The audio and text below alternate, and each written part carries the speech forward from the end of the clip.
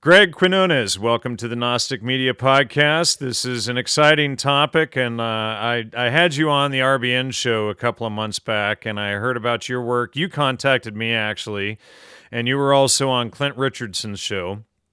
And anyway, this is a hugely important topic. We're going to be discussing oil and petroleum and gasoline and peak oil and all of that good stuff. But this isn't going to be the typical information that most people have heard over the last 50 years or so regarding oil. And I should mention, just for disclosure, you are an oil man, and it's kind of funny you're actually in your basement because we were having signal troubles, so that's why you're there. But anyway, he's in the basement doing a show about oil. He just wanted to get closer to the subject matter.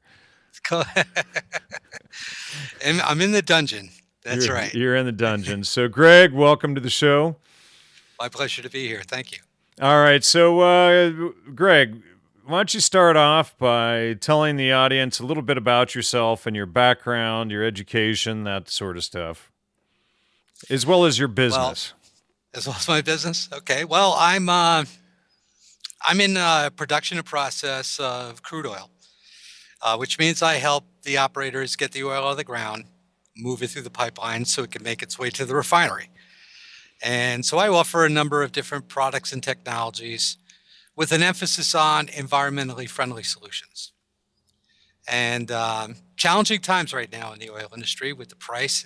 It's really hurting a lot of people and a lot of operators. But I got into this a little over 3 years ago, into this end of it. Prior to that, I was involved in investment banking, and I worked for Fidelity, for Bear Stearns. I started back in 1989. Are you the guy that caused the Enron collapse? No, I got out of there before. I actually went to work in New York mainly because I wanted to learn how the money system works. Because I wanted to start a company, a business, and I felt, well, this controls everything. So what better way to learn about it? And I'm right outside of New York City, only a few miles away. I live 7 miles away from New York City in northern New Jersey. So what better way? So I went in and got an internship at Bear Stearns, just walked in with a suit and said, you'd make the biggest mistake you ever made if you don't hire me. I'll sweep your floors, I'll do whatever you want me to do, but you want me to, but I want to learn this business and I want to learn it now. And if you don't hire me, I'll go someplace else. Now, you can never do that today. But back then, they kind of looked you in the eye and said, all right, we'll give you a shot. It's no sweat off their back, right? I said, well, you show up every day, we'll give you a $300 a week draw against your salary. And if you don't make it in the first 30 days, we'll show you the door and you get out.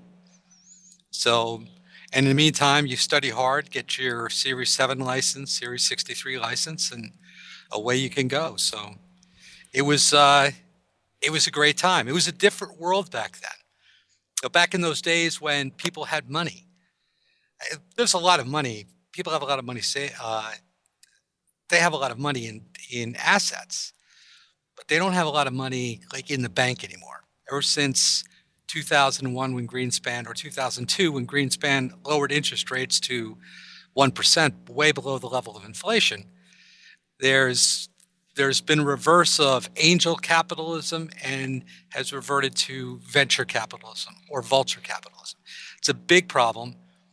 It's one of the main reasons why we have more businesses dying today that are being opened up, and why we're in really, really serious trouble. And look, nothing happens in our world before oil. We are all 100% dependent upon it, whether we want to admit that to ourselves or not. All right.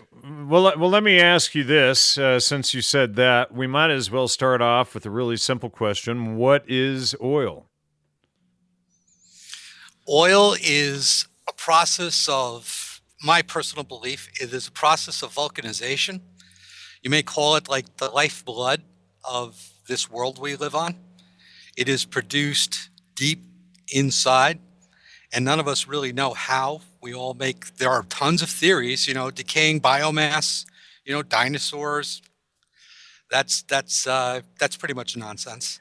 Just to let the cat out of the bag a little bit, it looks as though the whole fossil fuel idea has been entirely false all along. It has. It has. It's been disproven many times over, just simply because of the depths that they go to find oil. Now, just before we started recording, a geoengineer, something or other, now I'm forgetting. Anyway, his name is Sean Phillips. He has written a paper on this, and he sent it to me before the show when I just finished reading it, and it does confirm everything that you are saying. So I'm going to schedule a follow-up show with him as part of the series on this, and to go into more of the science, and the hardcore facts about how all of this works. But the evidence is apparently there, and there are so many contradictions in the official version of the story that we've all been sold. And yeah, it's an optimum word, sold.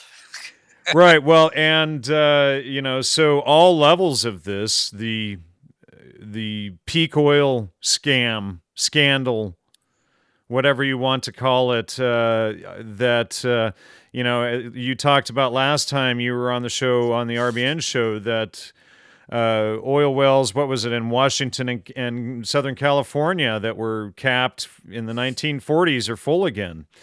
And, in Texas, yeah.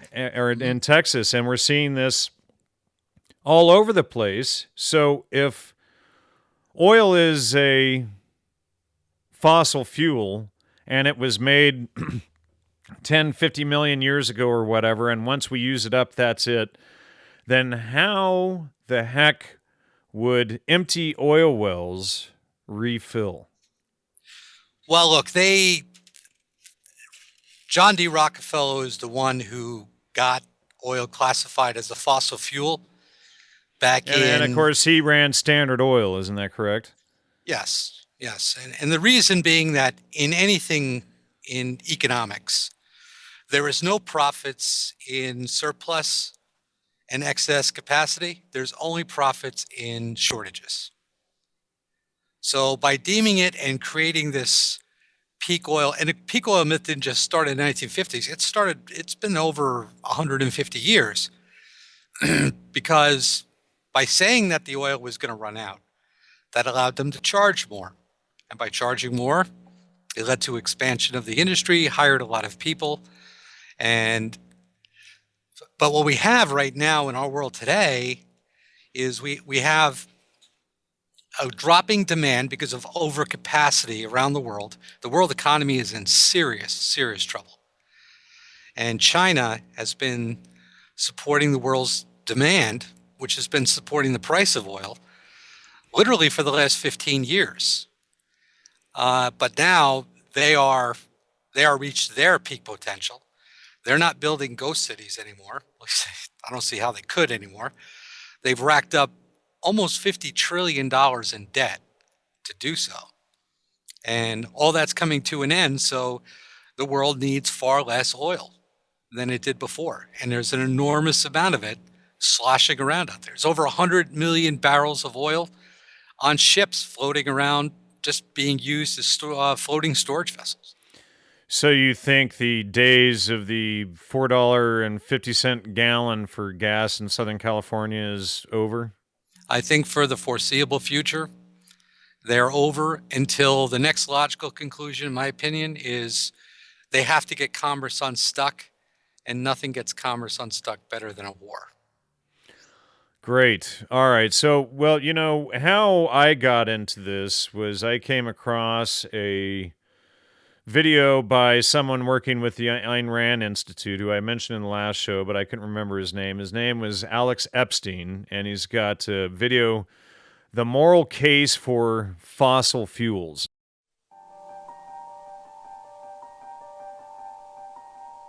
We were told our fossil fuel usage would bring ecological disaster on a cataclysmic scale. Earth was supposed to be uninhabitable by now. Yet, life is better than ever. People around the world have climbed out of unspeakable poverty. By any measure, our environment is better than it's ever been. This, all powered by coal, oil, and natural gas. But how? How could the experts have been so wrong? Not only wrong, but hysterical and reactionary and rude, stifling progress in the process.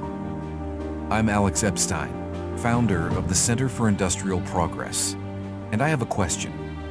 Isn't it time someone made the moral case for the use of more fossil fuels? Wind and solar power remain unreliable.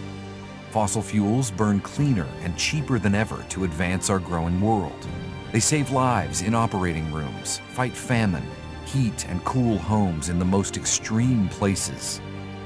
Without fossil fuels, society slides backwards. It's good that we use fossil fuels. Our world would be better if we used more. We can no longer deny the big picture, the real picture. The truth must be exposed. Now, he's targeting the issue of how oil is the best, but what's the misnomer in Epstein's title there? I think he's spot on. Well, but moral case for fossil fuels. If they're not fossil fuels, there is a misnomer there, isn't that correct? Yeah, well, yes. I think that so many people, even in the oil industry, have accepted the myths that have been promoted out there. It's amazing. Well, everybody has, and the hippies are always out promoting, renewable energy. So I've got a number of questions here and everything, and we'll get through. And I did post you the questions there in the Skype chat as well. But so people who want to know more about this, and Sean, the guy that I mentioned a little bit ago that sent the paper, he is a geophysicist and co-author of the paper, and I will be posting his paper in the show notes to this episode, as well as to a hopefully upcoming paper with him, and it's, let's see, hydrocarbons in the context of a solid, quantified, growing, and radiating Earth.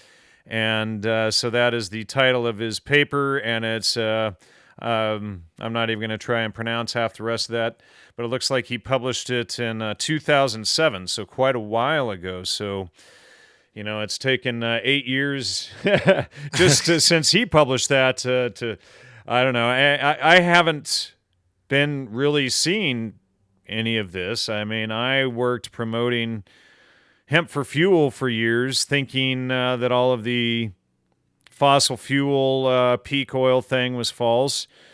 And true, and realizing that it's false, and it brings you to completely different conclusions than what we've all been told. And obviously, if it's not a fossil fuel and there is no peak oil, then and carbon is the basis of all life, then there's something else entirely going on here, which is a thriving of life versus a crushing of life, essentially. Would you agree with that? All right, go ahead. Absolutely. I was going to say that it's the burning of oil through vulcanization that we have all this green, abundant life around us. They put the carbon into the atmosphere that the plants breathe, and they expel the oxygen. It's a symbiotic relationship. And also what these people that promote this nonsense idea of the carbon footprint want people to believe is that anything that gives off carbon dioxide, such as humans and animals, etc., that's bad. Mm-hmm. And, plants that consume carbon dioxide, they need that to grow. So obviously the more carbon dioxide that's out there, the more plentiful it is, the faster the plants are going to grow to immediately put out more oxygen. Exactly. So there is a constant balance, regardless if there's less plant life or more. The more pollution there is, the more plant life there's going to be. Is that correct? Depending upon the type of pollution, yes. Right. But And so hydrocarbon pollution, yeah, there'll be an abundant plant life. and that's Vegetation will and we thrive. should be distinct that this is entirely separate from petrochemical pollution. Exactly. Things that have been highly chemicalized with various known like chlorines and, xylenes and the whole alphabet soup of chemicals. They're all derived from oil as part of the refining process. So they're all in the oil anyway. But it's sometimes the blending of different chemicals there. It's vinegar and water. It's like blending. It's like a blending ammonia and bleach. Sounds like a good idea, but it could kill you if you do. They're not. Those are two elements that are really not supposed to be brought together. All right. Well, just returning to the commodities trading and Enron, what can you say about that? Obviously, that caused a massive fiasco, and we saw the false increase of prices, et cetera, due to a lot of this bogus trading. Yeah, excuse me. Enron being in the 90s, that was a very interesting time. We really reached our peak back in the 90s, the mid 90s, as far as our economy works on ever-growing inflation, greater than previously created inflation, but not too much. See, inflation is life, deflation is death. And the powers that be will do anything to keep their game going. They don't want the collapse that everybody talks about, because if they did, they could very easily have accomplished it years ago. 20 years ago, they could have let this whole thing collapse. So Enron in itself was doing the same thing that many other companies were doing in its day, but somebody kind of had to go, because they kind of had to make the way, because the world was changing. And they knew it come the year 2000, 2001. It was very pivotal time. That's why we had September 11th. Okay, because remember, war is the greatest distraction of major collapses. And it set off a huge amount of money to the lowering of interest rates to be directed towards China to build cities that nobody lives in. They built over 200 ghost cities over there.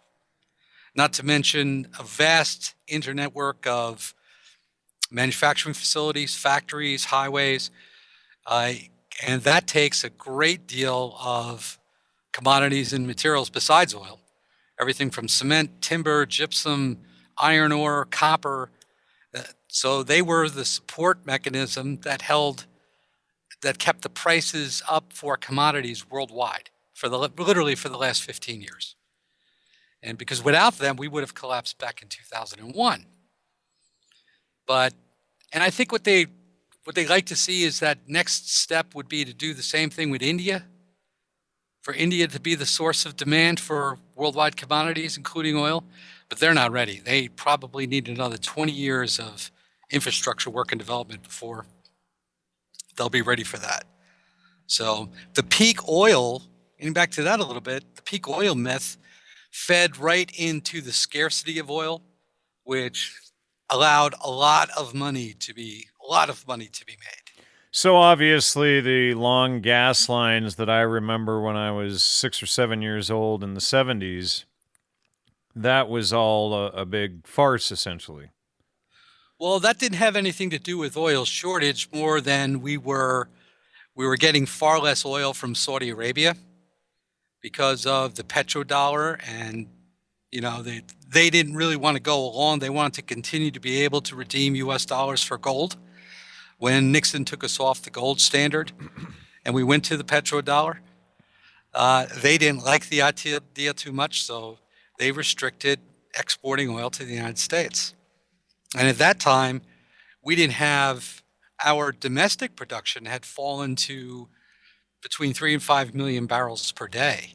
And that was not enough to sustain, at least we use, I think we use about close to 10 million barrels of oil a day or more in the United States every single day. So even back then, today it's because of population, it's even more. But we do have the capability of producing all of our own oil between the US, Canada, and Mexico. In fact, we get most of our oil, by the way, from Canada. Well, and apparently Canada is just, they've been blocking oil pipelines and are trying to stop production and industry up in Canada because of all of this Agenda 21. Do you know about that? Yeah, look, there's a lot of people that want to bring the scarcity of oil back.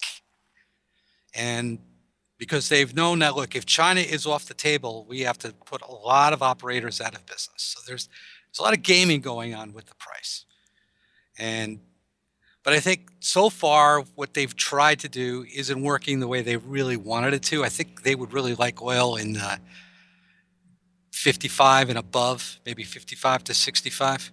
That way the right people could still stay in business, but it would put frackers and unconventional companies that's really close to the border, as whether they can even maintain their debt service at that price.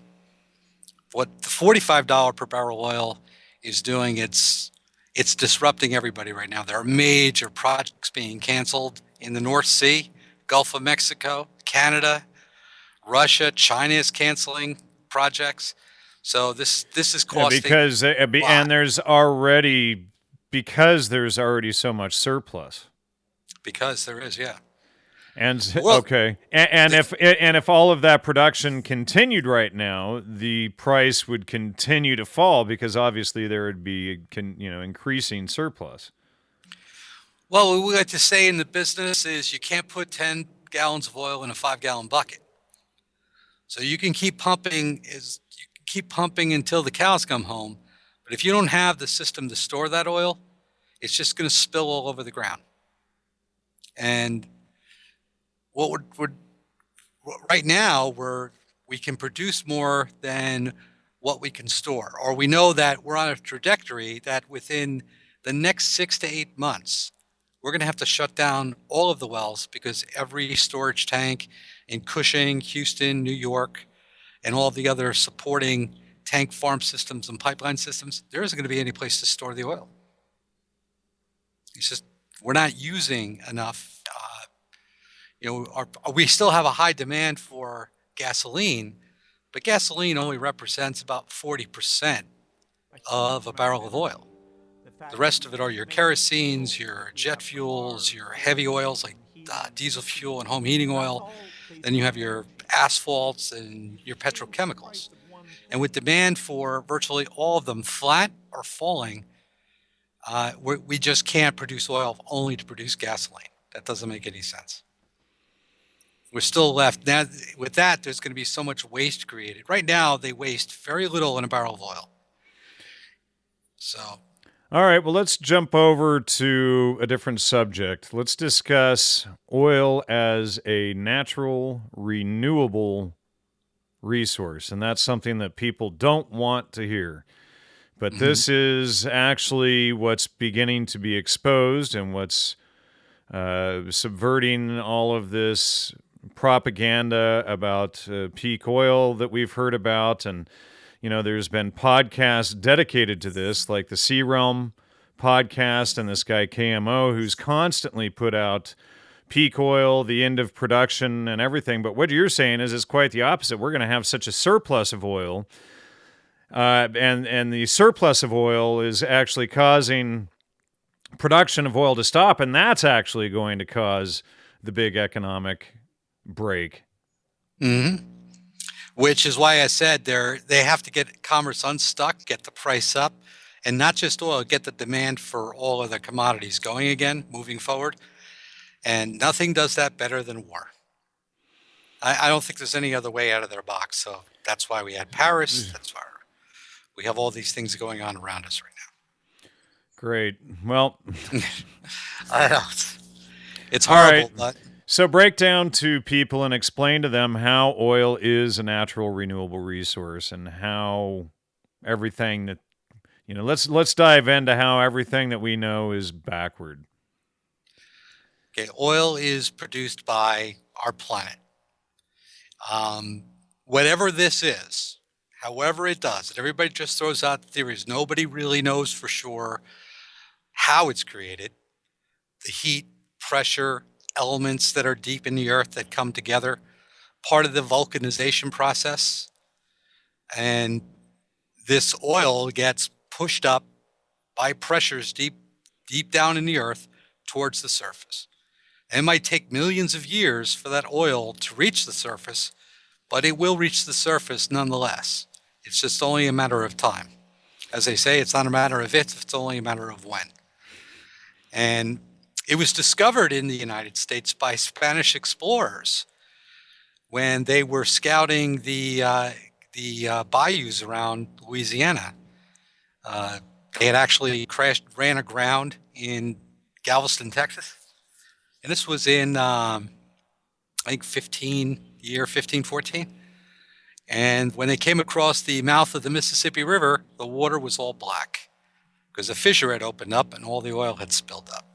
The Indians used to gather oil coming up through fissures, mix it with grass and mud, and use it to waterproof their boats they used to make. And it was through that the Spanish realized they could repair the hull of their ship that had been damaged when it ran aground and sail back to Spain and brought all this oil with them. And the Chinese, because they had been trading with the Chinese, had learned to refine oil just by basically putting it through a still to extract kerosene so they can light lamps with it. And in Eurasia, like Azerbaijan and other places, there are natural what do we call them? Like they built around gas vents. They built like lanterns, and these lanterns are still lit to this day. They ignited them 3,000 years ago, and the flames never gone out. So they've known about this for a long time. They knew that that's why they called it black gold, by the way, because the Spanish were on a quest for gold. And it took a few hundred more years until the Industrial Revolution. But once they realized the other valuable things that they can make from oil, then we became a petro-industrial based society back then, 150 years ago. Try to explain to people as best you can how it's not this polluting, and we're talking about the hydrocarbons and petroleum and its direct products. We're not talking about petrochemicals. Mm-hmm. But explain to people how it is this natural renewable resource is what I'm getting at, and why we shouldn't be worried about, burning, gasoline, etc. That, this cycle is there in nature. How can you break that down for people as best you can? Well, the best way is to realize that oil has been burning for millions of years through volcanoes. It catches fire. They've known about this since its discovery, since the Chinese figured out how to use it, that they can make lamps out of it. It's as far as like a renewable resource, yes, it's renewable in the fact that the Earth is consistently producing more. However it's doing it, it's continually being pushed up to the surface.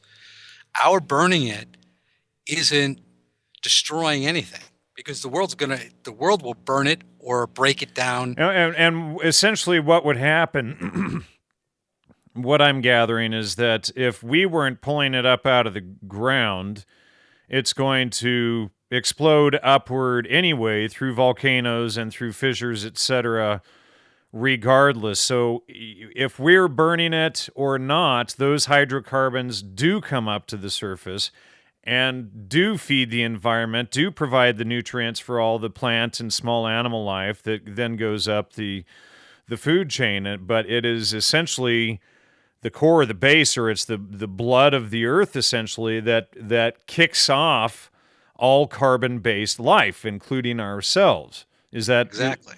Okay, That's so it. That's it in a nutshell. But essentially, it's either going to be sucked out of the ground by us and used and burned, or it's going to be shot out of the ground due to the pressure of it being there and volcanoes and everything regardless. And then as the volcano erupts, all of those hydrocarbons, et cetera, are going to spill into the environment regardless. And we can't, so basically everybody's car is just a tiny little volcano that maybe in some way might delay greater volcanic reaction. And would you go so far as to suggest that our use of it might slow volcanoes?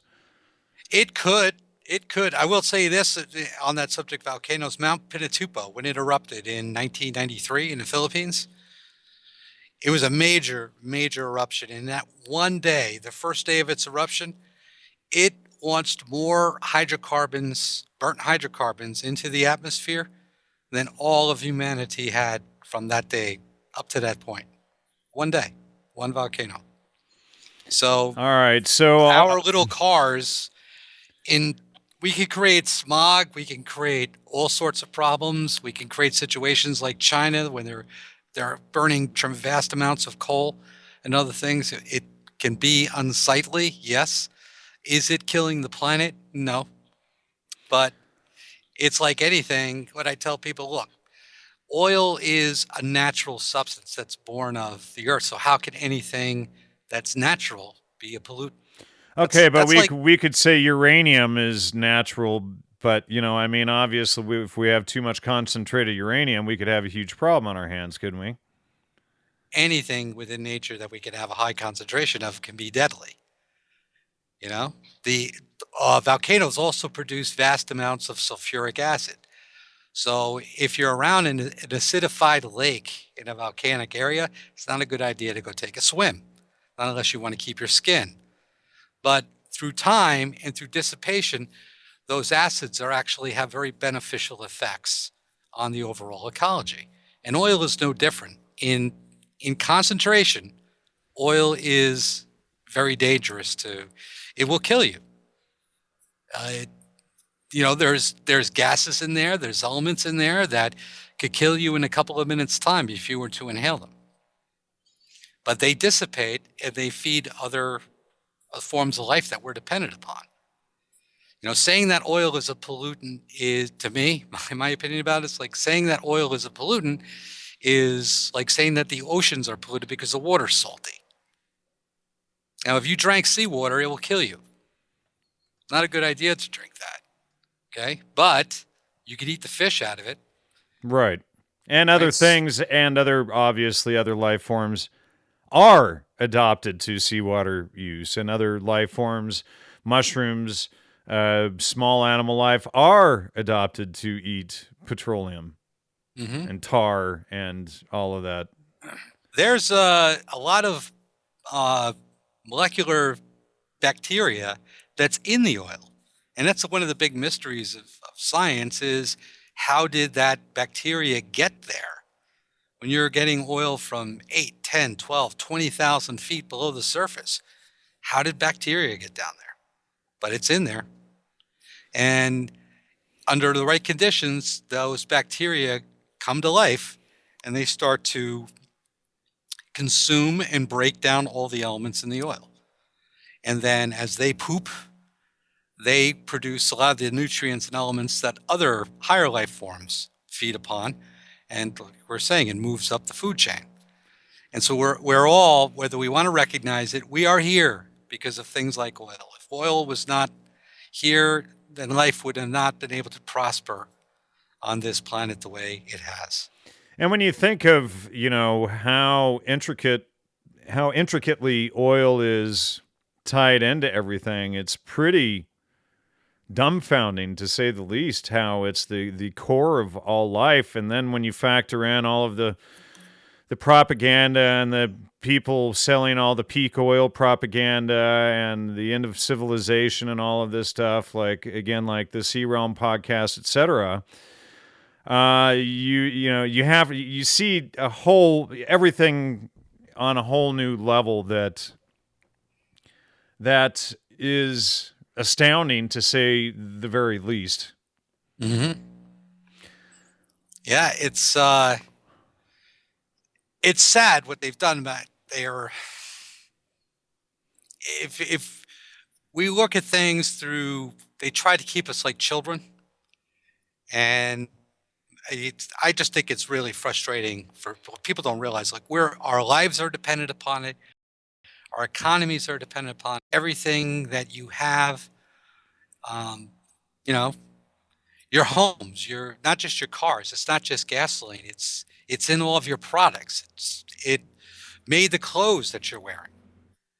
Okay, it brought the clothes to the place where you bought the clothes.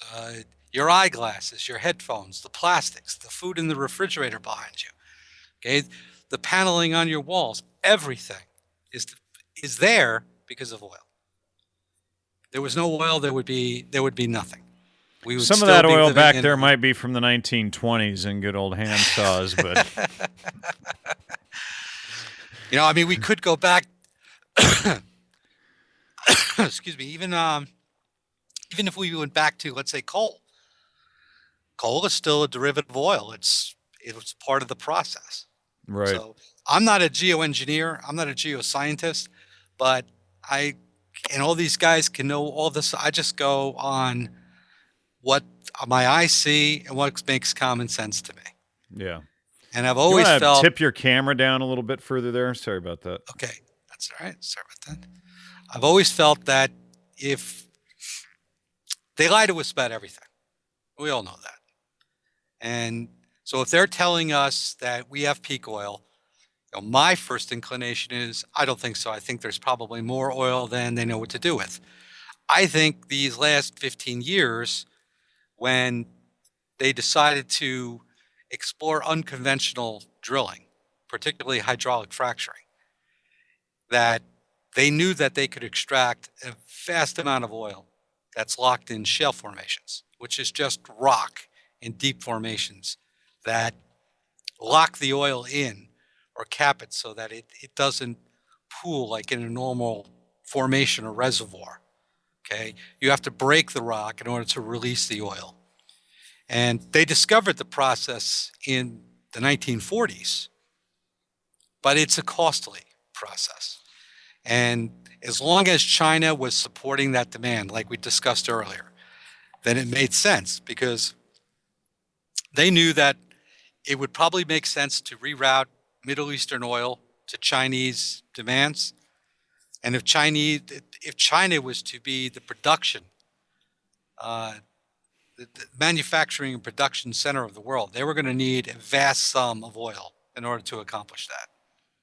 And we could satisfy all of our domestic needs with what we get from Canada, Mexico, and our own shale formations here. So I think the decision was made. There was some new innovations and technologies brought about, some developments with some of the frac fluids and some of the aggregates they use to space the rock open. And I don't want to get too technical in the process of how it all works, but there's been a lot of innovations that were made. And also they knew that by bringing in a high price environment, there's going to be a tremendous amount of innovation that's going to take place because everybody's going to want to try and profit from the boom. And you profit by the boom by innovating and developing technologies, bringing them to market when the price is high or when the demand is high. And if you can get the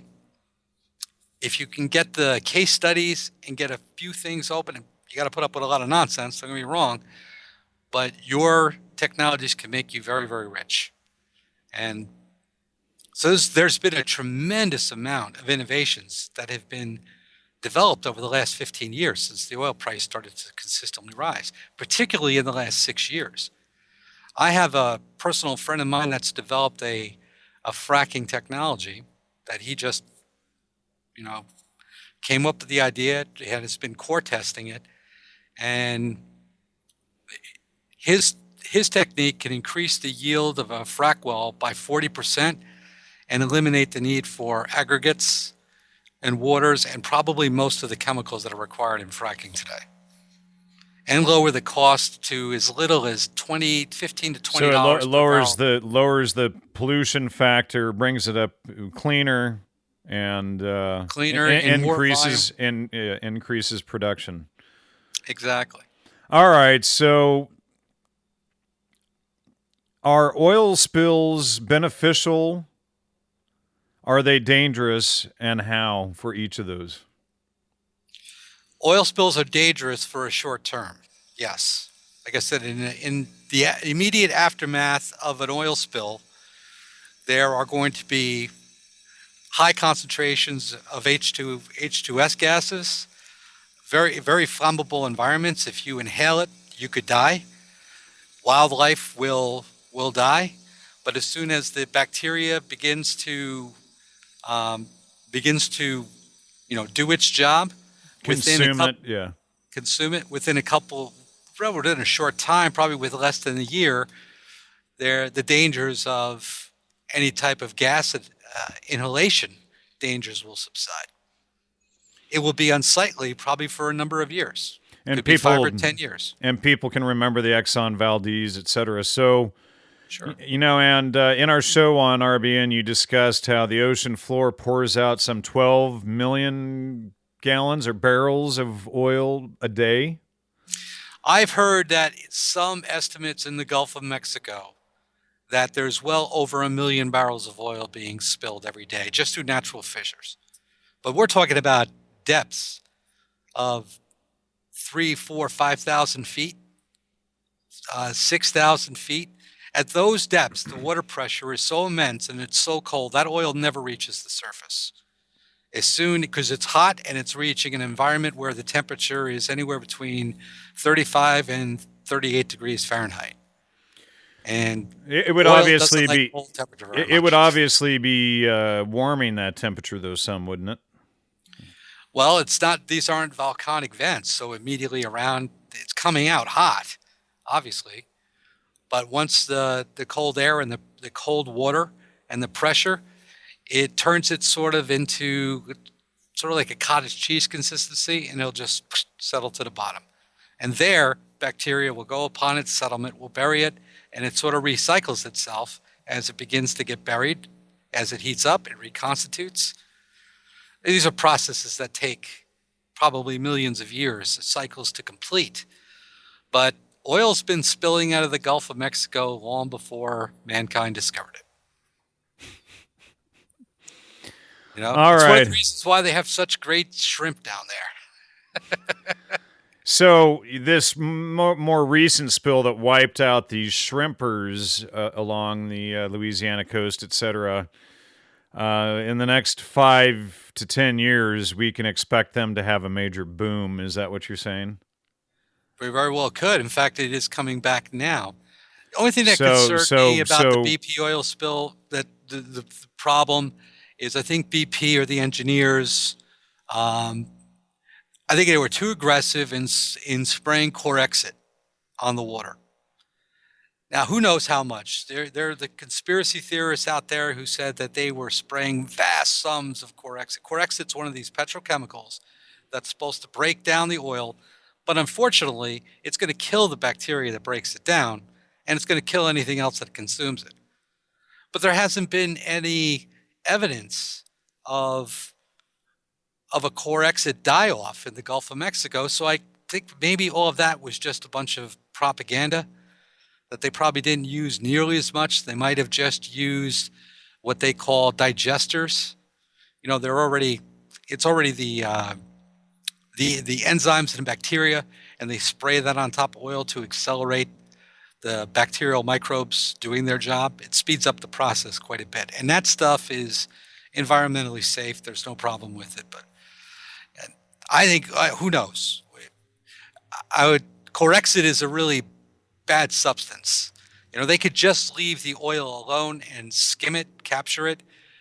There are some great technologies and probably do less damage than spraying extreme petrochemicals on it that way as well, right? Exactly. There are far more environmentally friendly ways. Just letting it be it's oil. It's not processed. It's coming out of the ground. Yes, it's unsightly, but look, I think if we look at like the BP oil spill, it was not nearly as severe as we were all told.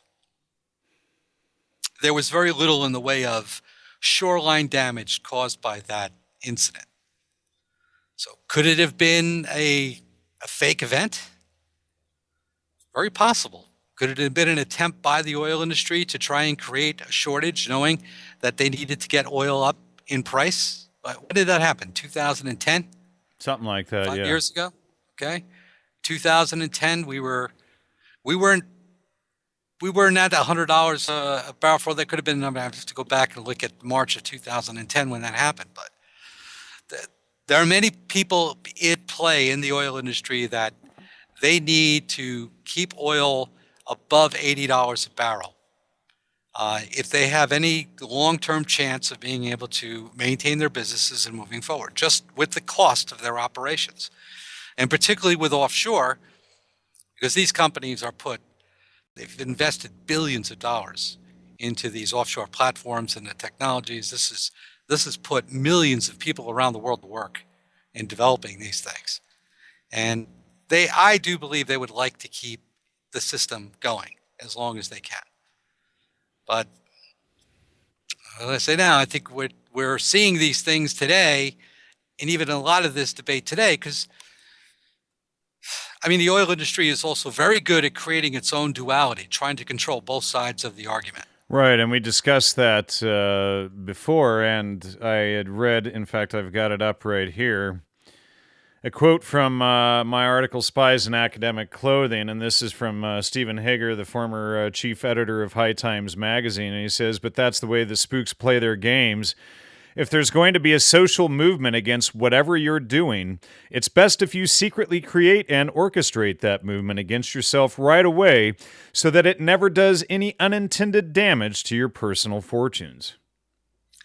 I think that's been the mantra of the oil industry for the last 100 years. So they are basically creating all of these hippie movements against them with all of this false peak oil information, etc., to drive their profits. So the hippies and the protesters and the peak oil people, etc., they all play right into that.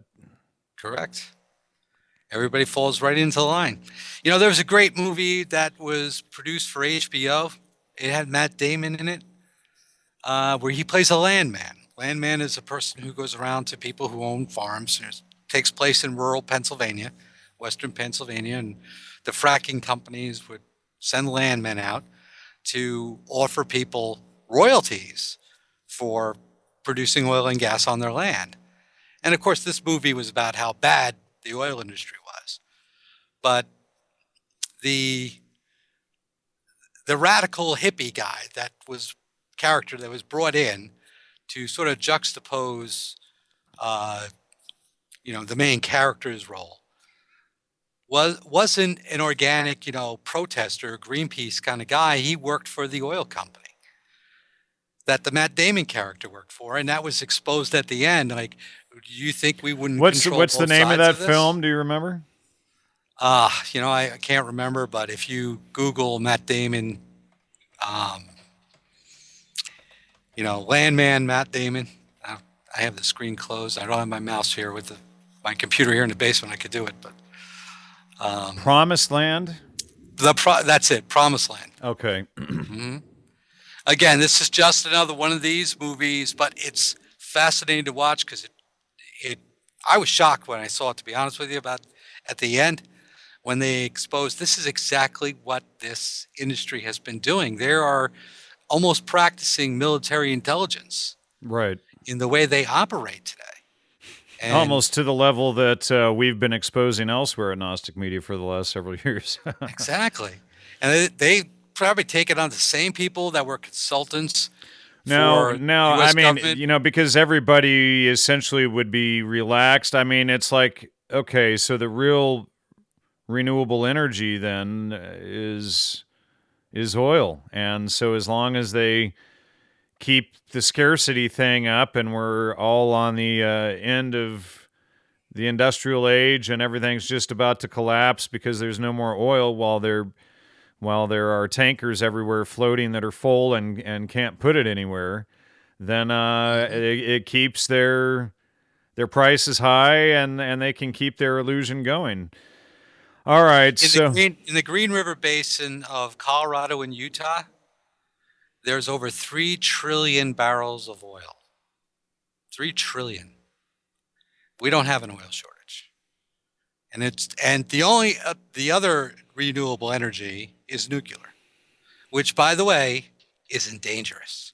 It's why it's been demonized. Well, and we do have a couple of issues that happen with that, and we need to do a whole show just on that as well. And I was going to try to save some of the nuclear stuff till the end. So, apparently the main damage is, with oil spills, the immediate cost is immediate animal life, the animals that get drowned in the oil that humans can't physically get to bathe them in a solution to get the oil off. Mm-hmm. And the other one would be industry, etc., that's wiped out immediately, like the shrimp industry. But then, the animal life comes back in 5 or 10 years, and the shrimp industry comes back in 5 or 10 years. So essentially, right. So essentially, everybody should be, buying stock in shrimp fisheries right now. It might be a good time to do that, but all right, it's an easy. And you're not, and like, we discussed in the last show, you're not suggesting we be bad stewards of the earth and be careless, etc. You're for and you're protecting the environment. Absolutely. And I think you and I discussed before that you were against the use of petrochemicals that really are what make the mess out of the oil industry. Mm-hmm. I say if you're going to use chemicals that are born of nature, a lot of petrochemicals are, but if the blending of certain chemicals creates a super toxic side effect, those chemicals should not be used. There are natural alternatives for almost everything. For instance, we talk about the cleaning of birds, which you had mentioned with oil spills. Right. A lot of that is just oil.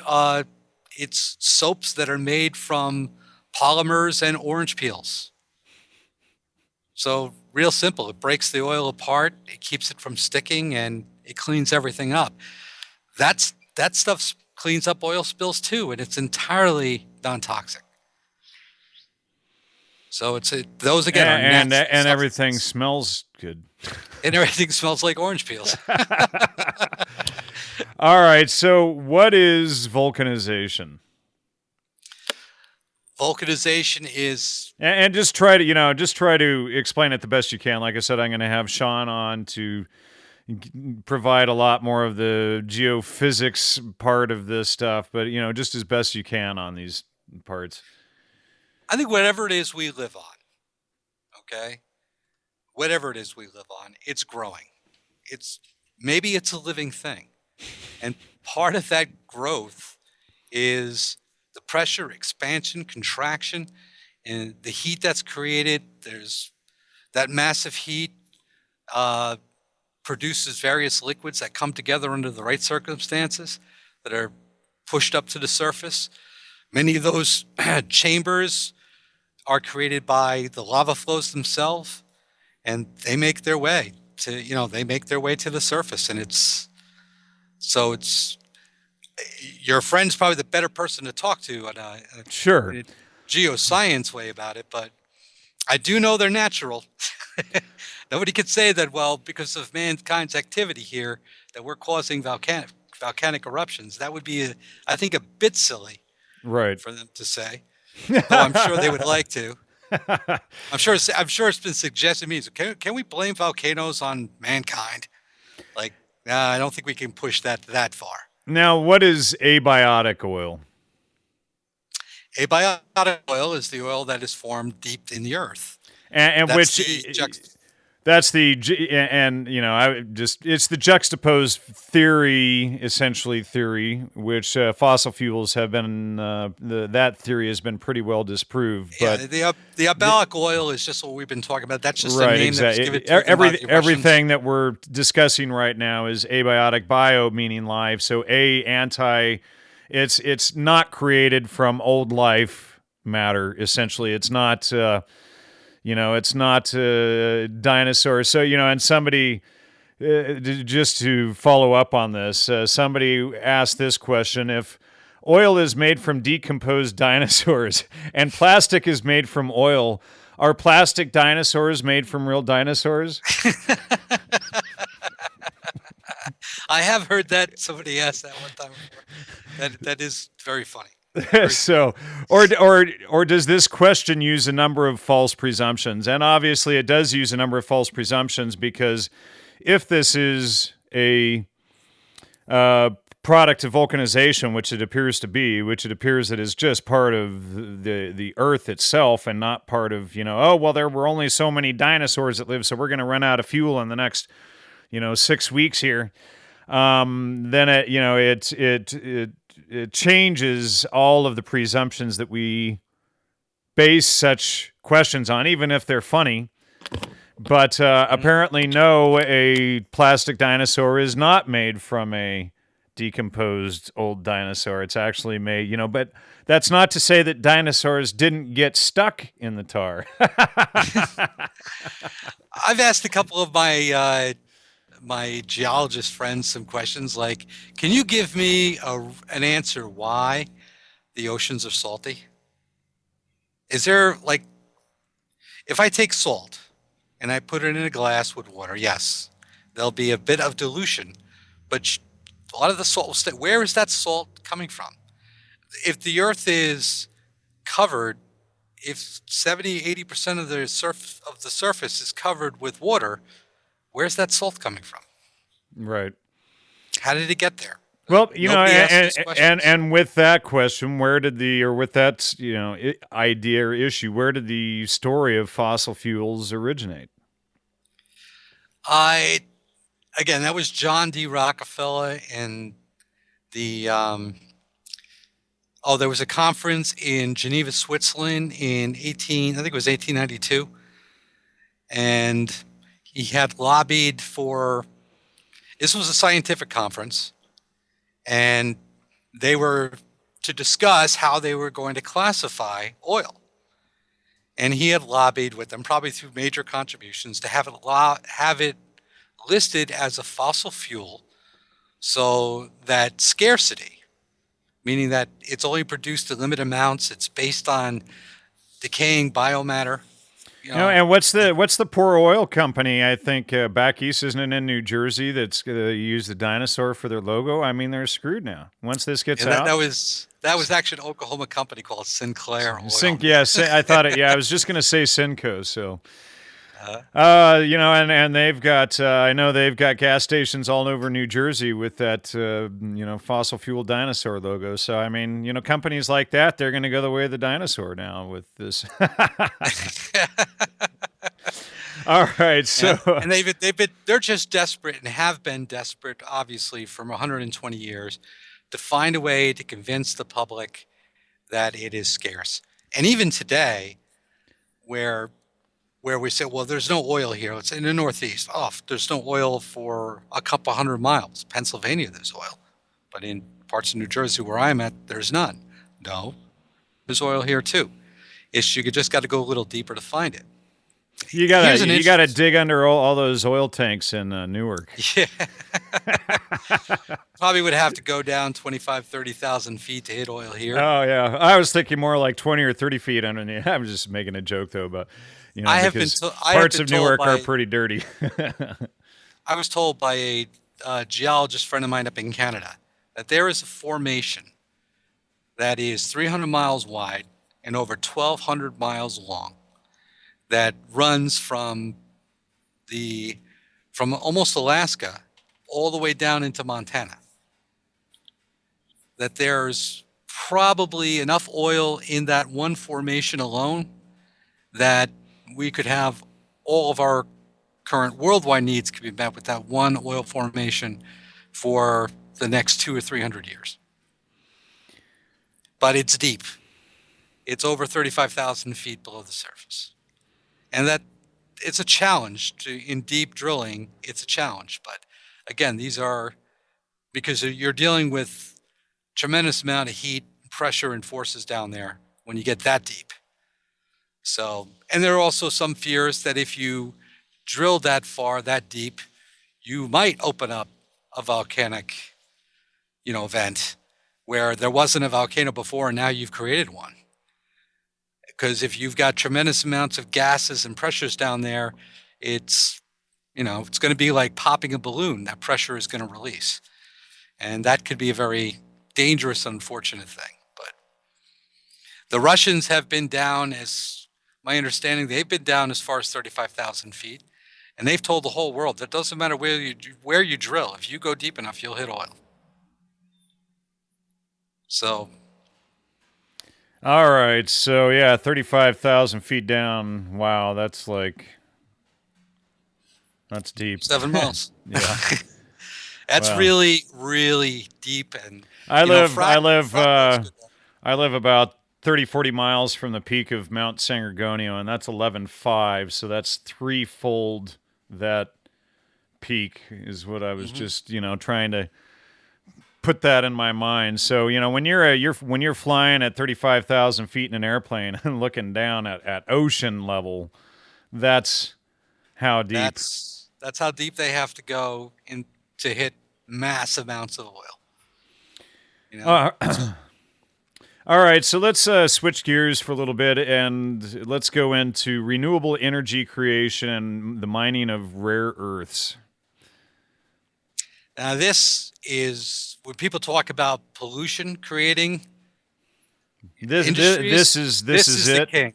This is perhaps the most so people with their smartphones, their Toyota Priuses with their 80,000 mile batteries. I mean, they're the Toyota Prius. Excuse me.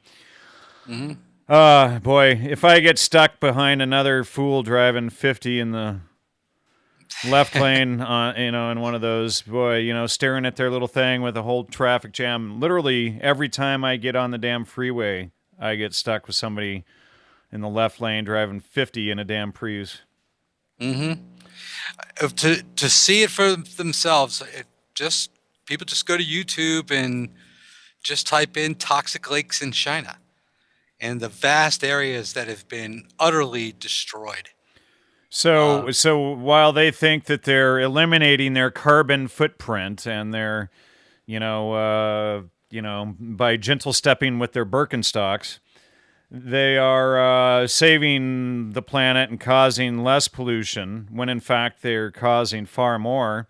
And if I recall correctly, the most fuel efficient car from factory to end of life was a Jeep CJ7 with a Chevy V8 engine in it. Is that correct?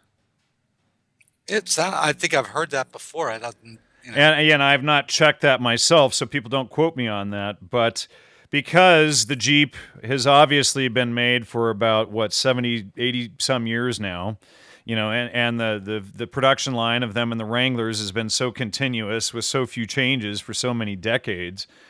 And, obviously back in the CJ days, AMC didn't make good engines. So that's why the Chevy engine. But, apparently this from factory to junkyard was one of the most efficient vehicles put out as far as full, the total amount of pollution. Yeah. No, the amount of pollution that's created by these green technologies, people just don't want to hear it. Also, the amount of energy that it takes to produce the rare earth minerals and the actual green technologies themselves, like the solar panels and the windmills, it takes more energy from oil to produce and do the rare earth mining, to manufacture, produce, ship, and sell the solar panels and windmills than the energy that those items will ever produce. Okay, for instance, let's say, to give you a solar panel might take or might produce through its life, let's say, and I don't know the exact figure, but let's say it's 1,000 BTUs of energy are going to be created by one solar panel in its lifespan. Well, they don't tell you that to create that solar panel, so you can have it on your roof, took 1,200 BTUs from oil. So you're in All a right, net so loss. let me ask you 200 somebody. BTUs. Now, somebody, let's say my co-author on the Manufacturing the Deadhead article, and he's my co-host for my other show on the CCN network, Unspun. Now, he's got a Nissan Leaf, and he's got solar panels on the roof, and he doesn't buy gas.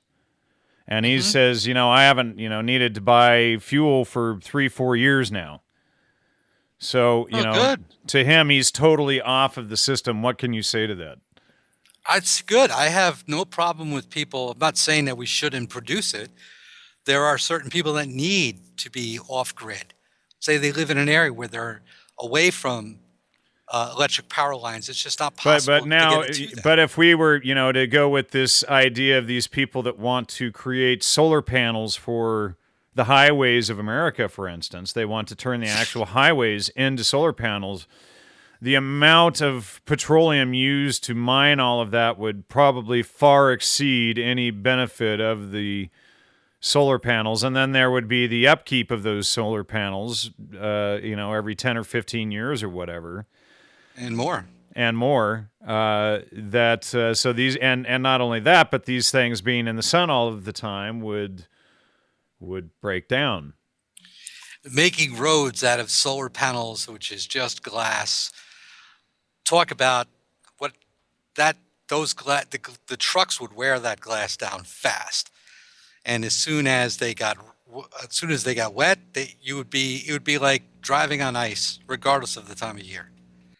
So it's a bad idea. It'll never work.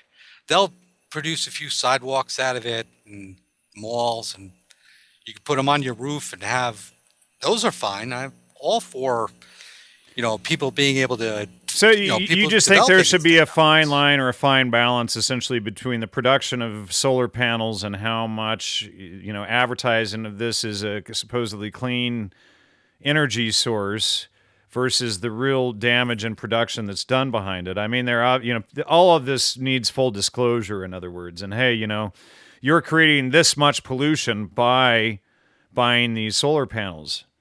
And, so you're going to need to run these solar panels for the next 35 or 40 years to break even on the pollution level. Exactly. And they're very expensive. Look, we just need to stop. We need to stop with all of this propaganda nonsense.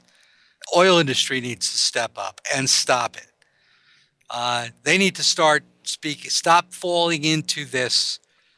Of course, this is going to happen because this was part of corporate governance and the things that have gone on, and they're too far gone, I think, to help.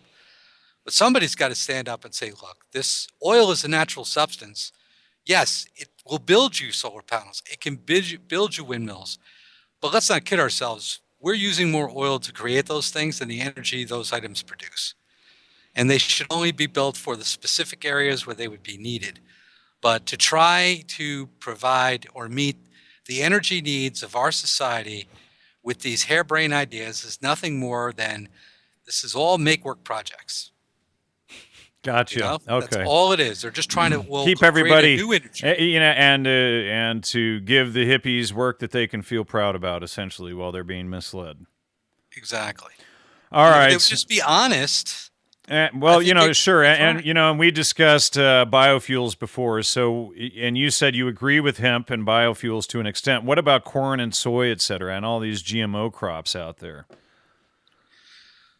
Well, I think that I think this GMO stuff is, who knows if we're getting the truth on that from the anti-GMO crowd.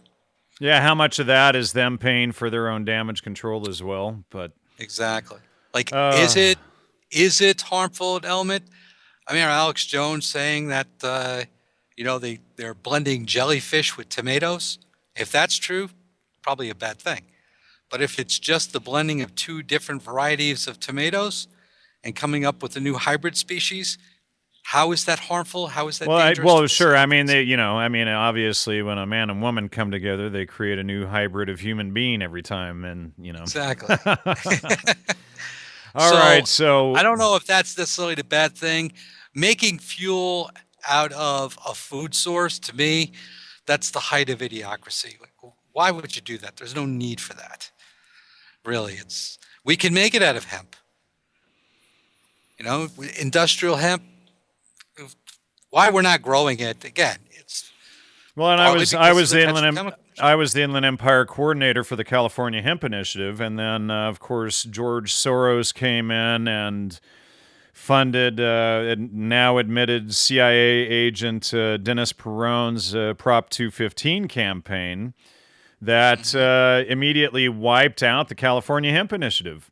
And I remember Jack Herer being furious about all of this, and he told me exactly what was going to go down and how it was going to go down. And 20 some years later, I look, is what, 96 that the hemp initiative, the Prop 215, so 19 years since that passed. And everything is exactly how he said it would go down. That we wouldn't be using hemp, that people would still be going to jail for quote unquote illegal use, while the other half of the population can use it legally, etc. And it got nowhere. So essentially, Soros and Dennis Peron killed the hemp initiative and dazzled everybody with medical marijuana to keep them, keep them high and content, so that they didn't realize what really took place there. That's, at least in my opinion, what appears to have taken place. And then we saw Dennis Peron also running for governor of California against Dan Lundgren at the same time. All right. Do you have something to add to that? No, it's exasperating. Right. What's been going on with that? Let's get into new engine technology and efficiency, because obviously this is another problem for the oil companies as well. And as I mentioned in our interview on RBN, I've had a number of Jeeps. I live in the mountains, and it's either pretty much everybody drives a Jeep or a Subaru. Those are your primary choices. And since my first Jeep, the efficiency has more than doubled, almost tripled, and the horsepower output gone up maybe 3 or 4 times since my first Jeep Wrangler. And just in the last 10 years, they've moved away from a 196 horsepower 4-liter engine to a 3.6 300 horsepower engine that gets like 5 or 6 miles a gallon more than the 4-liter did. And so you're getting far more horsepower, far more efficiency, far nicer ride. Now a lot of these 4-bangers are putting out the horsepower that the V8s were, 10 or 20 years ago.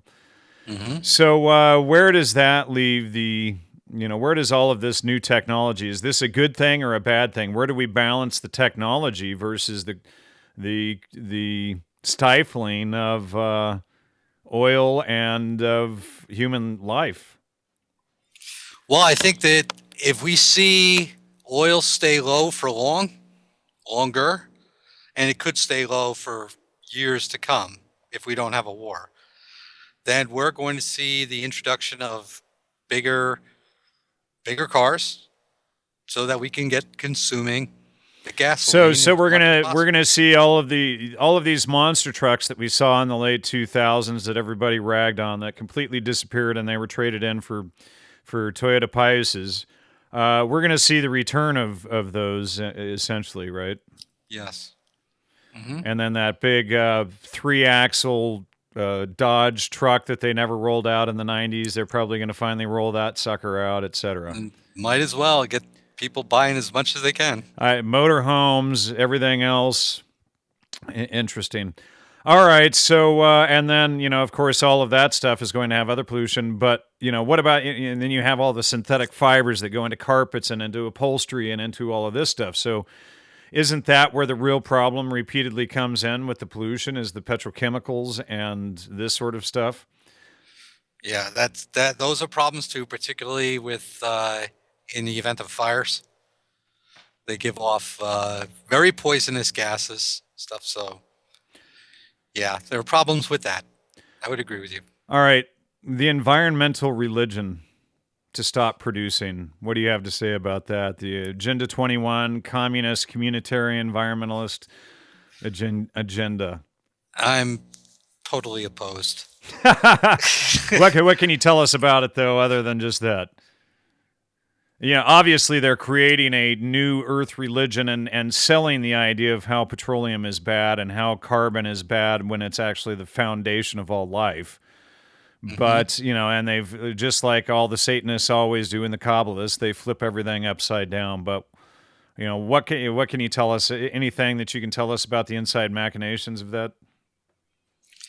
Other than what we've already mentioned before, is that I think a lot of the machinations that you're discussing are being brought up. The green religions are being capitalized and financed by the oil, many of them by the oil industry itself. And I think Soros is behind a lot of, it appears to be behind a lot of the funding of these Earth religions as well. Sure. Well, he's trying to satisfy some So, geopolitical. and the ultimate Earth religion, then, apparently, from what you're saying and from what Sean's paper shows that he sent me earlier today, is the real Earth religion, then, is apparently using lots of oil and natural resources. Now, Sean seemed to think that we should be using ethanol. What do you think of that as opposed to petroleum in its more natural state? You get more of a efficiency burn of the fuel, particularly with the new technologies now, like you're discussing, and just in the Jeeps.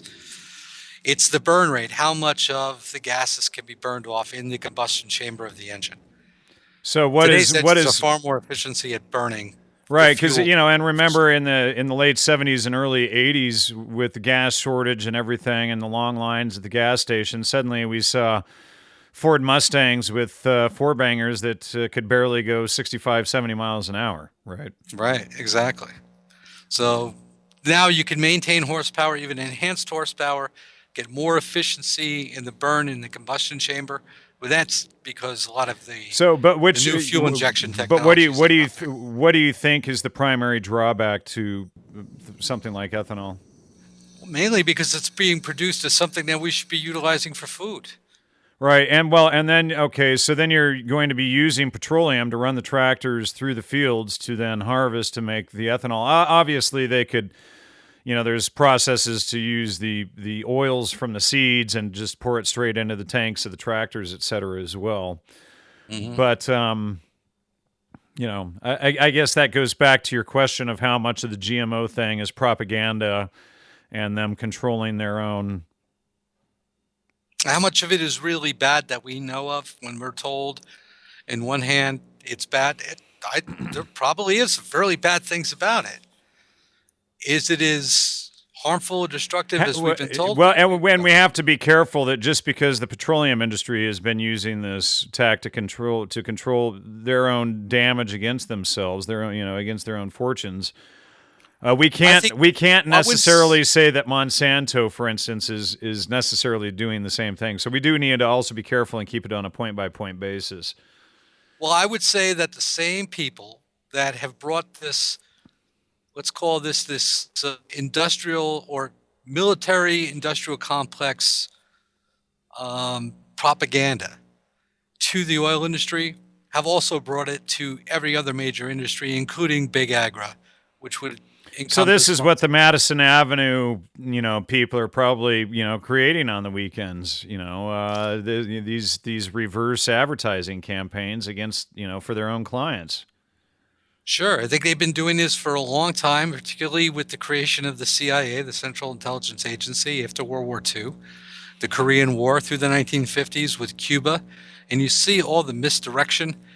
And these guys were hired by big business to come in and consult to see if they could help them so they can strategize for, competing on a global basis. Right. What we should have said at the beginning of the show is that you're actually sitting on an oil rig and, with all of the stuff in the background. That would. It does kind of look like it's just some old shells with old stuff. I know. I'm just.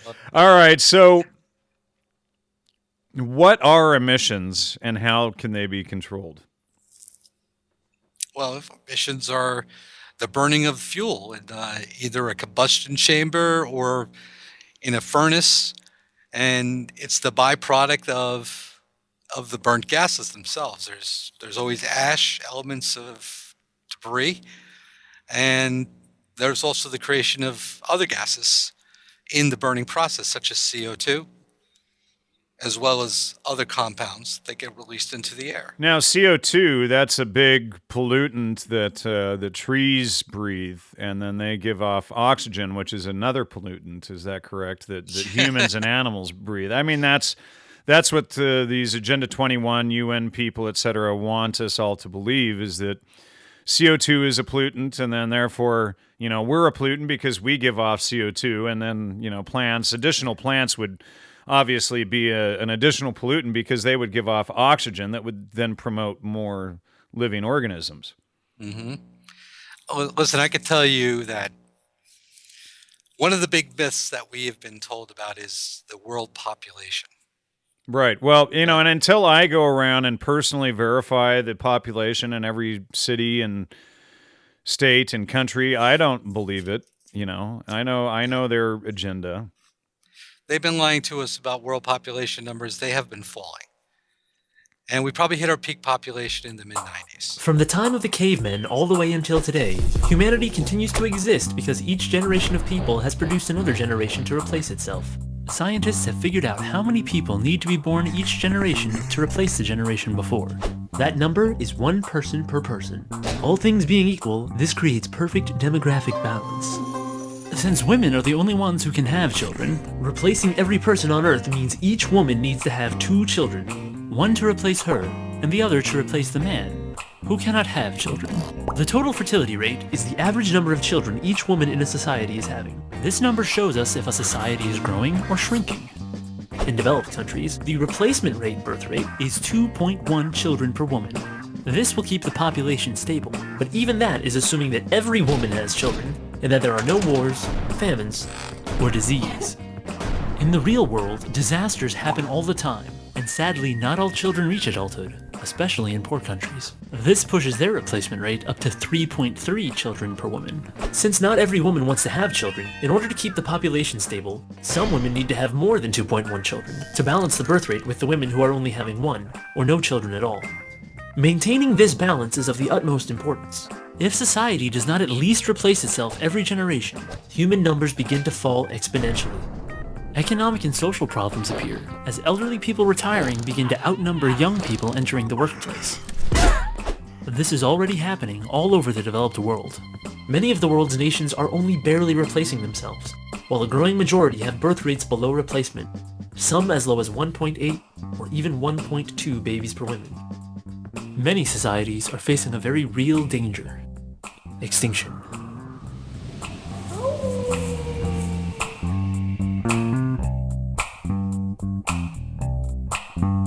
With the dollarization of the world and everything being financialized to the teeth, in this country and in all Western developing countries, and that encompasses China today as well as India and others, that it requires 2 incomes to support a household. And that prevents women from having 4 or 5 children. They can't go on 4 or 5 maternity leaves. In most cases, they can't advance in their careers.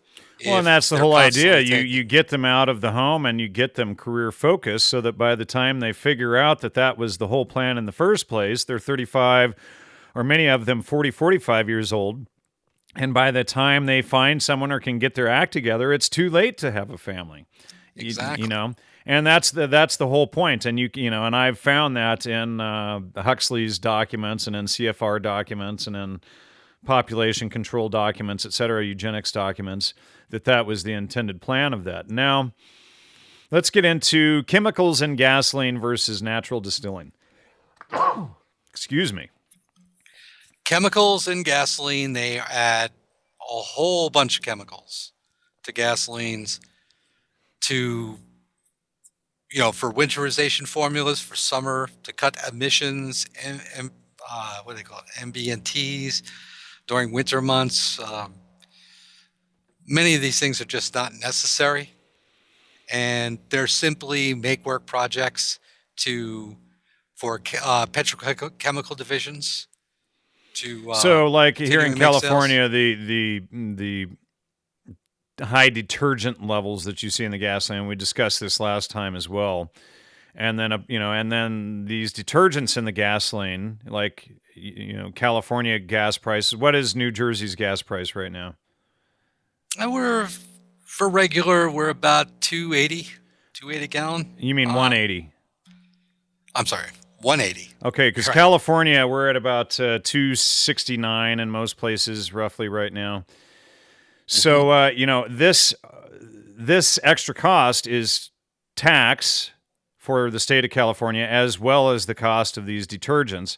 When if they didn't have most of these extra chemicals in them, they wouldn't be near as polluting in the first place. Is that the general idea? Yeah, pretty much. Just everything that's in the oil is natural. It would burn off, or it would do very little harm to the environment. They put these chemicals. I think it has more to do with, let's say, Exxon has a petrochemical division. They all have petrochemical divisions, or are heavily invested in petrochemical, through their CAFRAs and everything else, and they have to sell those petrochemicals because they have to support the huge investments and sums of money that have been invested in these operations. So if if you got to produce a chemical that you're going to add to gasoline, if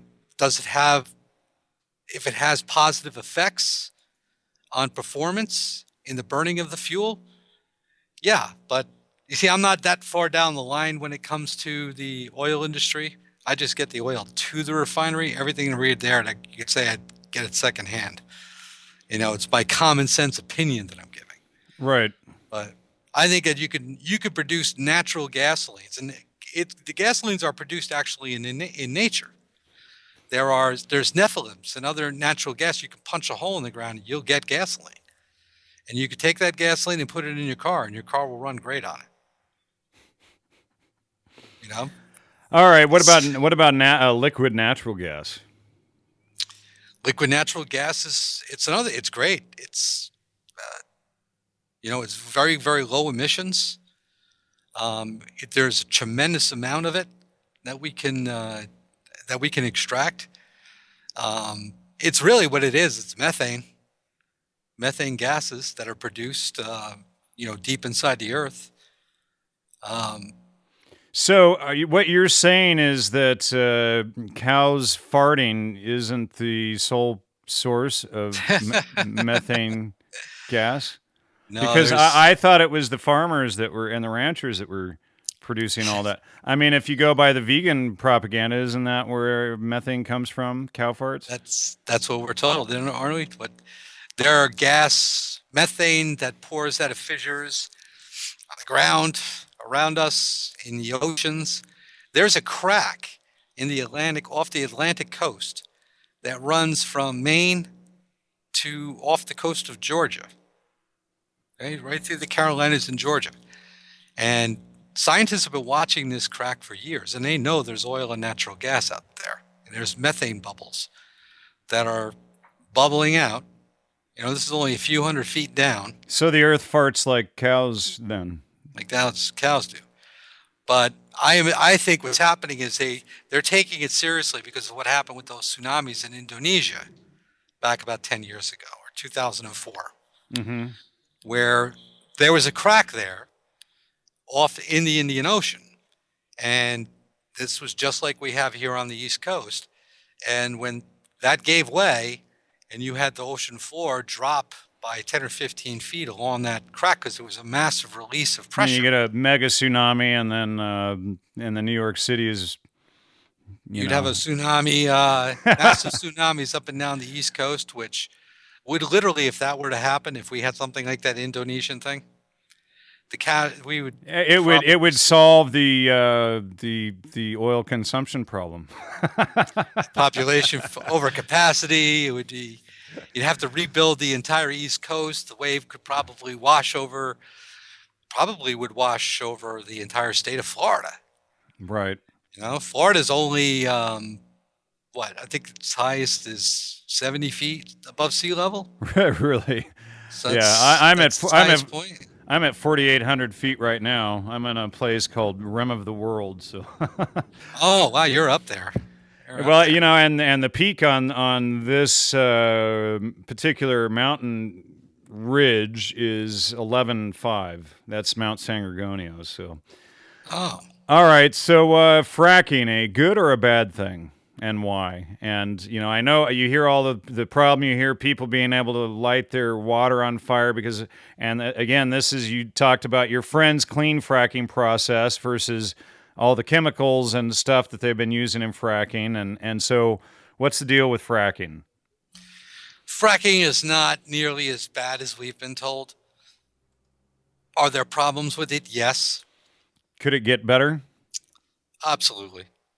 Absolutely. There's always Is and it getting better? improvements were being made and are continuing to be made, improving in efficiencies, and the chemicals are used for in the fracking process to prop open the rocks. There's they use even in conventional drilling, which has never been a problem around the world, some of the chemicals they use pretty much standard, but they're toxic and they could cause a lot of problems. And again, I think the oil industry has created their own demonizing propaganda machines, and maybe to scare people. Well, Scare and, people and also to acquire mineral rights and drilling rights for what better way to go into a depressed area, let's say like rural Pennsylvania, Ohio, and West Virginia, where property values have always been low, okay? And have a accident at a farm where somebody has agreed for royalty payments and is doing pretty well, and it winds up polluting an aquifer or something, to chase everybody away, drive the property values down, and then come in with a secondary company, buy up everything up for pennies on the dollar, and now they don't have to pay the royalties. I don't. This is business. This is the way things have been done. This is this military intelligence model right, that all of these big companies are operating under. right. And they're not being good stewards. And that's what we have to change. We've got to get this sickness, which is a mental disease more than anything, out of our heads. It's if somebody owns the land, look, there are many, many, many people that their lives greatly improved because of fracking. I'm talking about people that allowed the drillers to come onto their land. These were people that were very depressed, who making very little, who were even in risk of losing everything because the economies in the communities they live in are depressed. The oil companies came in and brought a tremendous amount of prosperity, improved all of the schools, the roads, the bridges, and that never would have happened without the fracking. And people were able to, buy new homes and send their kids to college, and we're living a decent life. And I personally, I don't think there's anything wrong with that. So the issue isn't fracking. The issue is the chemicals in the fracking and the process, the specific process, and obviously, again, that can be changed with minimal to no chemicals by your friend's new process, increasing production. Mm-hmm. And then, Now, so obviously these people would get higher royalties. Right. Now let me address the methane in the water. Okay. These guys drill down thousands of feet below water reservoirs. Okay. Now, if you have they always start vertical, where they go straight down, and then they horizontal 90 degrees, and they go out sometimes as far as 12,000 feet on the horizontal leg. And they claim that because they go through aquifers, that gases or methane will leak through the casings. And in some cases, with contractors trying to cut corners and not using the proper concrete, what they call their slope, their tensile strength, that would be subject to cracking, you could have situations where methane could leak into an aquifer. But other than that, it's highly unlikely that the methane that is in some of these wells actually came from the fracking.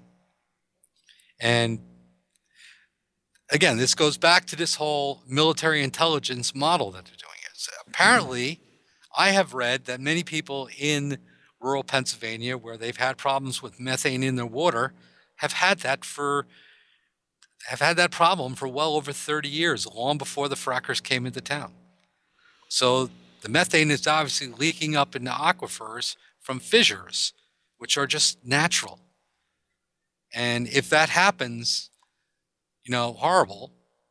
But fracking did not bring that problem about. Many people out there had that problem long before frackers showed up. Got it.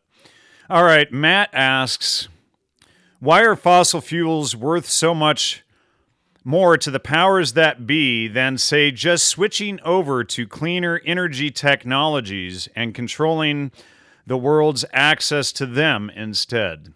And I think we've probably cleared up this question.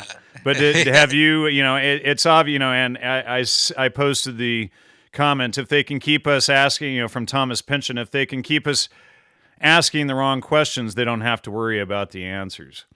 And so when you realize that the petroleum is the cleaner technology that they have been covering up and propagandizing to influence their own profits, then we can see the real agenda here.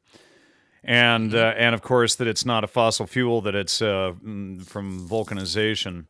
All right, so do you know anything about thorium? Thorium, now you're getting into nuclear. All right. So I don't know too much about it other than it's, they make claims that thorium reactors are far cleaner and safer than uranium or plutonium reactors. If that's true, I'm all for it. I think that nuclear should be what we should have gone to 50 years ago, but which were the small portable nuclear reactors, not like the big one at San Clemente or at Long Island or something.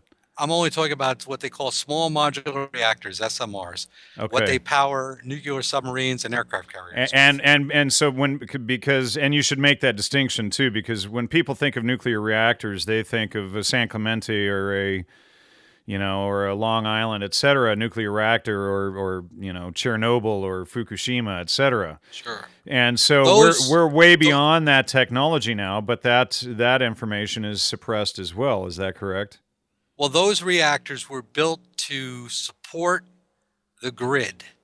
All of these energy systems were built on a grid basis, and trillions of dollars has been invested in it, moving electricity from one part of a country to another. Right, which then it would be unnecessary if everybody had a portable nuclear module in their region, essentially.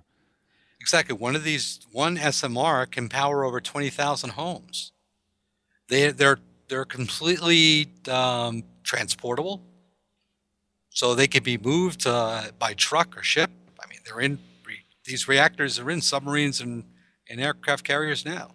And so obviously these things are closed living quarters. People are underwater, et cetera, with these things, and we don't hear of nuclear. I suppose maybe there have been nuclear accidents on submarines, but you don't hear of it very often. No, and I've talked to a few people that were, I know a couple of people that worked on reactors and nuclear submarines and aircraft carriers, and they worked with them for 20 years and never had any problems. They're very safe, they're very efficient, but they knew this back when they were first developed for the Navy, for the Polaris submarine. They realized that they can make them smaller, that this technology wouldn't support the grid. It would actually eliminate the need for the grid. And now you know why nuclear was demonized. They didn't want to completely eliminate it. See, they never did. They just scaled back its production and construction because they only wanted it to supplement, coal burning electric power plants. They were also doing resource recovery plants where garbage incinerators in an attempt to try and and I used to have a friend who was a power plant operator, and I've toured a lot of these plants. The big trash burner plant in Long Beach. There's a plant in Fontana, California, that runs off of jet engines burning natural gas. Mm-hmm. Yeah, natural gas plants now, and all in an effort really to support and keep the current grid going. But Interesting. This was not really ever, the grid idea in itself made sense prior to nuclear energy coming along, but the development of the SMR would have made the grid impractical, and trillions would have been, in those days, hundreds of billions would have been lost. Although, but it lost in certain sections, but created in others, just not the direction that they wanted the control of power and wealth to go. Well, in those days, it was far more about, there was far more loyalty to preserving jobs here. For sure. We didn't have China producing everything. Right, We were now absolutely. sourcing our labor.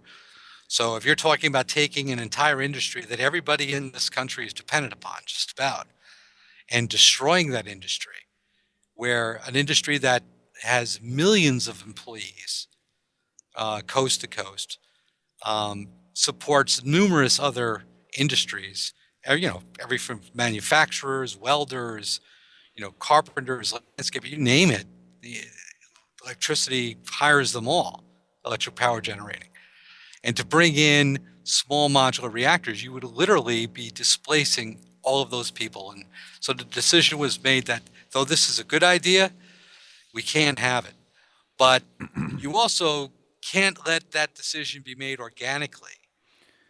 Right. Well, and at the same time, though, the power, the amount of electricity available is going down, and the price is continually going up. And it seems like it would be a good time to finally implement these things. Well, that's where we were talking before. It's when we first started, when I said that profits are only generated through scarcity, okay, not through surpluses. Right. We got surpluses, prices fall, but in scarcity, prices always rise. Well, but right now the public flourishes and people travel and do a lot more things when gas is, at $2 a gallon versus at $4.50 or $4.40 like it was here in California. Mm-hmm. So, all right. And here's another question from a listener. Darren asks, could oil be some sort of lubricant for the Earth's tectonic plates? I believe so, absolutely. Now, you'd have to believe in the tectonic plate theory in order for that. And again, that's all just theories. But yeah, it could be something the Earth produces as a lubricating factor. Tectonic shifting is all part of the vulcanization process. This thing could be it's alive, right? What we call alive. It's constantly moving. It's in motion. It never ceases. It doesn't stop. And it needs oil to do that. It needs to produce oil in order to make that possible. And then Sean, the geophysicist, says that the depolymerized and oxidized carbon dioxide, which is released by pyrolysis, heating of kerogen, the abiotic source rock for coal, oil, and gas, is the basis for the majority of the carbon-based life on Earth. I concur with them 1,000%. And I think that's a good point to wrap it up. Okay. Well, it was a pleasure, Jan.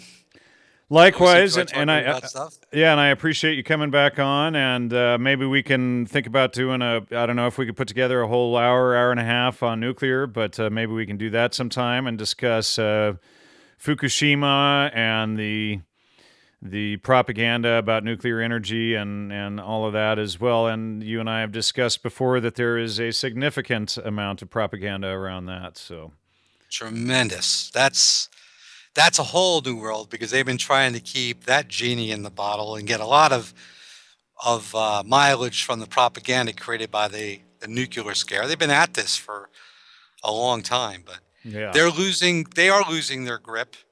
It's amazing it took this long for them to lose their grip. It just shows you how good they were. But I see it all the time. It usually takes 50 to 70 years for any of these scandals to finally break surface to the public, It's funny. I never saw it before. It was so obvious. You've seen those. There was something, it was a program I was watching yesterday afternoon about Cuba and the Cuban Missile Crisis, and the images of the nuclear bombs being exploded. It's you just look at that now and you realize just how fake all those things were. It's like and they're still showing it to us. Sure. You've been watching it your whole life and you were like, oh my God, it looks horrendous. But now it was all just done in Laurel Canyon. Yeah. These were all studio fake things that were created for the movies and are still being promoted all these years later. And what made me think about it was years ago, there was just a couple of years ago, this will be real quick, there was a guy filming in Indonesia. A volcano was erupting on an island, a small island in Indonesia, and happened to be filming it from a boat. They were several miles away, so the island was about 4 or 5 miles away, but he happened to capture the moment when this island just went boom and exploded in a massive explosion. You could see the pressure wave coming across the water, and there's nothing anybody could do on this boat. And when it hit the boat, the camera shaking and the ear piercing sound of the explosion, and all of the clouds around it at 30,000 feet just opened up. Okay, now this is just a volcano. This certainly wasn't a volcanic eruption on the level of, let's say, a Mount Pinatubo. Okay, this was a small island that you were safe 5 miles away from. So we're not talking about a massive explosion on a volcanic level here. And the clouds say must have been 5,000-7,000 feet. Okay, that's about what clouds are. They can go like 10 or high clouds, but these clouds were, and that explosion just blew all those clouds away. And the sky all of a sudden opened up blue because that pressure just pushed all those clouds away. Go back and look at those explosions with those nukes going off and tell me if you see any cloud movement. The clouds don't move. Interesting. Those are fake. Because it would be impossible. When you see the trees blowing over and all this, so if that's the case in a small volcanic explosion, it is blowing clouds all over, just dissipating them.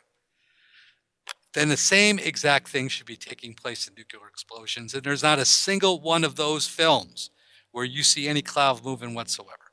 Interesting. So, all right, Greg, just until next time, and we'll think about or plan on doing something on that. I'm sure there's plenty to explore there. And thank you so much for coming. Thank you, Jan. And by the way, do you have a website or anything if people want to contact you? Well, my company website is ZENEOR.com, ZENEOR.com. That is my company website. Talks about what I do in the oil industry. Aside from that, I'm just an average Joe. I'm the average squirrel trying to get a nut in the world, right? That's what we like to say. Okay? All right. Thanks so much. Take care. Thanks. Enjoy your nut. Yeah. Bye-bye.